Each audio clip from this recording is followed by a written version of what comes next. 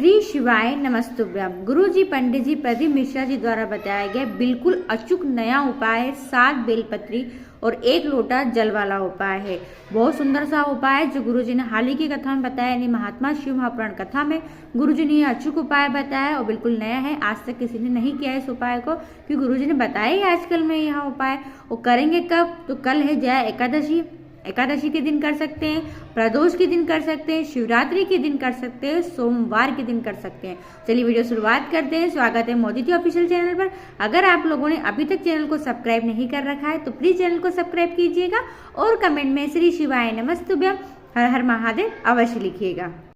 पहला उपाय, कोई भी मनोकामना हो और मन की इच्छा, मन की कामना महादेव से कहना चाहते हो तो कामना कहने से पहले गुरु जी ने एक विशेष तरीका, एक मंत्र बताया है और यह उपाय बताया है। क्या करना है? आपको लेना है 1 बेलपत्री और 1 चावल का दाना, ठीक है। और आप जाइए शिवालय। शिवालय पहुंचकर सबसे पहले शिवलिंग के ऊपर आप चढ़ाइए 1 बेलपत्री, और आप जहां भी बैठकर बेलपत्री चढ़ाओगे ना, अपने से विपरीत ओर की ओर डंडी का भाग करना, ठीक है। 1 बेलपत्री समर्पित करने के बाद उसी बेलपत्री के ऊपर आपको चढ़ाना है 1 चावल का दाना। चढ़ा दिया आपने, फिर आपको मंत्र बोलना है। वह मंत्र है, या तो आप श्री शिवाय नमस्तुभ्यम बोल दे या ओम नमः शिवाय बोल दे। मंत्र का उच्चारण करें 1 बार, फिर अपने दिल की जो भी मनोकामना हो उस मनोकामना को बोल दो। मनोकामना बोलने के बाद फिर आपको वापस से श्री शिवाय नमस्तुभ्यम या फिर ओम नमः शिवाय मंत्र का जाप करना है। यानी मनोकामना बोलने से पहले और मनोकामना बोलने के बाद आपको विशेष मंत्र जो भी आता हो उस मंत्र का जाप करें। इस तरीके से अगर बाबा से हम कोई भी बात कहते हैं तो वो महादेव तक पहुंचती है और हमारी मनोकामना पूरी होती ही होती है। दूसरा उपाय, गुरु जी ने कहा है, अगर आपकी इच्छा हो रही है कि आप भी कुबेरेश्वर धाम आए, सीहोर आए, रुद्राक्ष महोत्सव में शामिल हुए, या फिर आपके घर में पैसों की तंगी है, कड़की है और आपके पास इतना भी पैसा नहीं है कि आप कुबेरेश्वर धाम जा सके, या फिर आप पैसा किसी कार्य में खर्च करना चाहते हो और नहीं कर पा रहे हैं, बहुत कड़की छाई हुई है, आर्थिक स्थिति बिल्कुल भी ठीक नहीं है, 1 रुपया कमाते हो 1.25 रुपया खर्च हो जाता है, या कर्जा बहुत बढ़ चुका है, तो कर्ज से मुक्ति पाने के लिए, पैसों की तंगी दूर करने के लिए, धन प्राप्ति के लिए गुरु जी ने एकदम नया अचूक उपाय बताया है। गुरु जी ने कहा है आपको लेना है 7 बेलपत्री। कितनी बेलपत्री? 7 बेलपत्री। और आपको लेना है 1 लोटा जल। पर करना क्या, सुनिएगा। 7 बेलपत्री में से सबसे पहले 1 बेलपत्री आपको, आपका जहाँ मटका हो ना, जहाँ पीने के बर्तन रखते हैं, वहां पर 1 बेलपत्री कटोरी में कर रख दीजिए, ठीक है। पहली बेलपत्री कहाँ रखी आपने? मटके के पास, कटोरी के अंदर। रखने के बाद फिर 1 लोटा जल भरो उसी मटके में से, उसी परिंदे में से, ठीक है। अब वो जल लेकर और 6 बेलपत्री लेकर आप जाइए बेलपत्री के वृक्ष के पास, ठीक है। समझ में आया इतना? बेलपत्री के वृक्ष के पास जाकर थोड़ा जल बेलपत्री के वृक्ष में समर्पित करो, ठीक है। थोड़ा जल बचा लो और 1 बेलपत्री बेलपत्री की जड़ में समर्पित कर दो। ये चढ़ा दी हमने दूसरी बेलपत्री।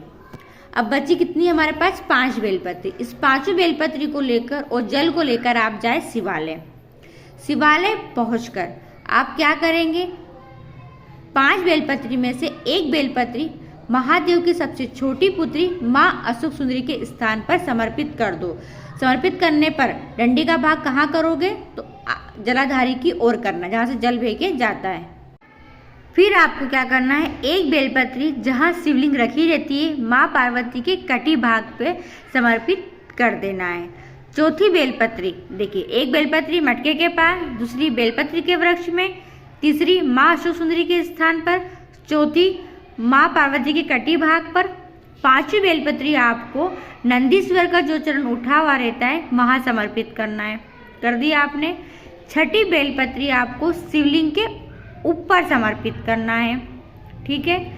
7वीं बेलपत्री आपको जो जलाधारी बंदी रहती है ऊपर, जहाँ से बूंद बूंद जल गिरता है, वहाँ जलाधारी में स्पर्श कराकर फिर शिवलिंग के ऊपर समर्पित कर देना है। अगर जलाधारी नहीं है तो फिर महादेव की 5 कन्याओं के नाम ले लें, जया, विषहरा, सामरीवारी, दोदली और देव। नाम लेकर शिवलिंग पर बेलपत्र समर्पित कर दें। पूरा जल फिर शिवलिंग के ऊपर समर्पित कर दे। अगर जलाधारी बंधी हुई है तो जलाधारी में थोड़ा जल समर्पित कर दे और थोड़ा जल शिवलिंग पर समर्पित कर दे।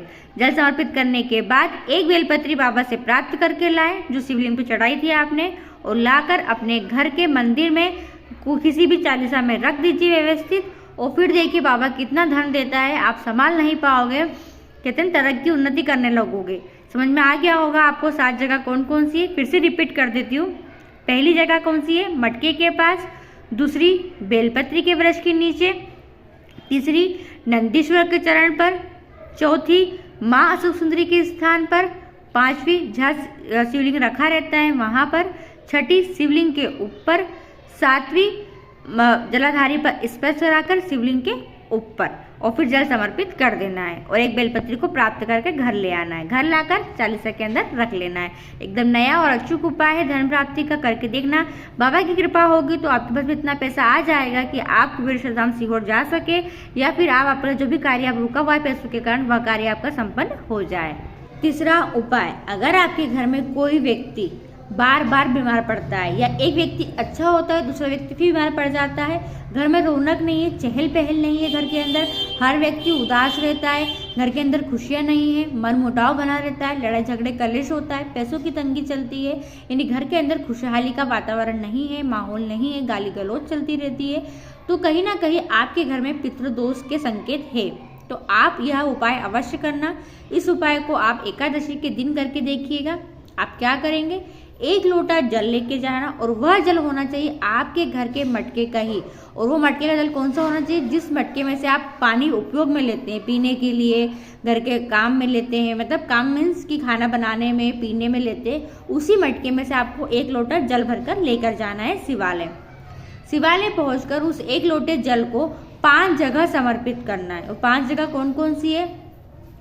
देखिए, जलाधारी में राइट हैंड तरफ गणेश जी के स्थान पर, उसके अपोजिट कार्तिक भगवान के स्थान पर, बीच में माँ अशोक सुंदरी के स्थान पर, चौथा कटी भाग पर जहाँ शिवलिंग रखी रहती है, और 5वां जल फिर आपको शिवलिंग के ऊपर समर्पित कर देना है। जल समर्पित कर दे, फिर नंदीश्वर के पास जाकर बैठ जाए, और नंदी जी के पास बैठकर आपको पार्वती माता की नानी जी का नाम 3 बार लेना है। जी हाँ, वह नाम क्या है? वह नाम है स्वधा। स्वधा जो है पितरों की पुत्री है और पार्वती माता की नानी जी का नाम है। तो क्या नाम है? स्वधा स्वधा स्वधा। 3 बार आपको नाम लेना है। ऐसा उपाय करने से पितरों समाप्त होती है, घर में खुशियाँ आती है, पैसों की तंगी कड़की भी दूर होती है। ये कुछ विशेष उपाय है जो आप एकादशी के दिन कर सकते हैं। 20 फरवरी के दिन जया एकादशी है, अवश्य कीजिएगा। वीडियो पसंद आए तो और लोगों तक जरूर शेयर कीजिएगा। श्री शिवाय नमस्तुभ्यम। हर हर महादेव।